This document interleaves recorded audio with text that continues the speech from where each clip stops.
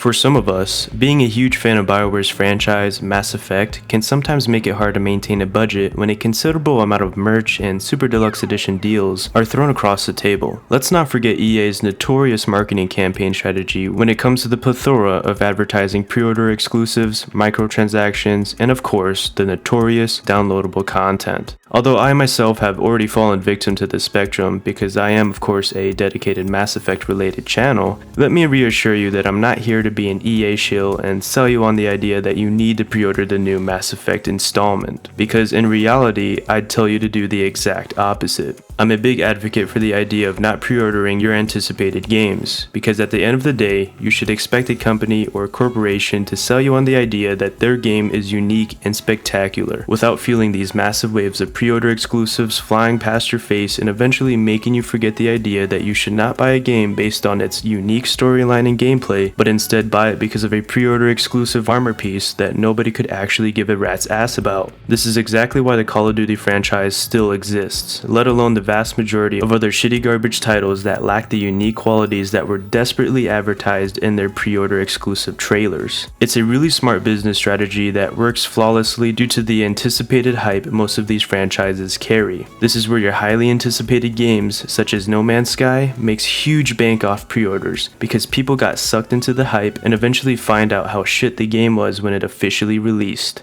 Recharge.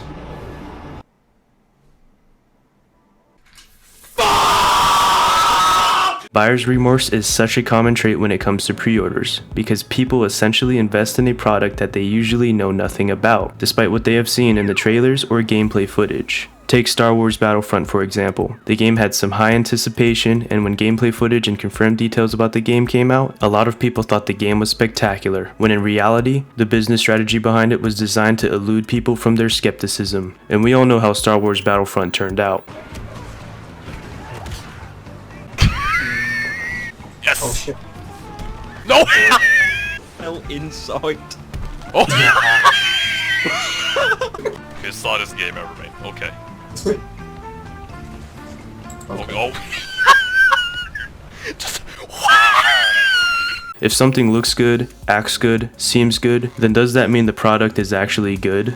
No, not all the time. In fact, it's pretty rare to find a game that is actually as good as the perfectly sampled gameplay footage people watch before they decide to pre-order that game. In some respects, Battlefield 1 was one of the few games that I thought was debatable between whether or not I should actually pre-order the game. And even though I did pre-order Battlefield 1 and had an absolute blast with the game for the first 2 weeks after the launch date, I slowly started to have a bit of buyer's remorse afterwards, because the game lacked content to really keep me interested. And although Mass Effect Andromeda might not lack content such as Battlefield 1, who's to say that the storyline, gameplay, multiplayer, and your overall experience will not be lacking either? That's just the thing, you really don't know, and most of the time, you won't until the game officially releases. Pre-ordering is another way of saying the word gambling. You should never have to gamble with your money, especially when it comes to games. Unless you're a rich boy who blows off money like tissue paper, don't fall for the pre-order hype nonsense. Let content creators such as myself or reviewers take the gamble first, before you end up giving exactly what every business company or corporation wants at the end of the day: your money.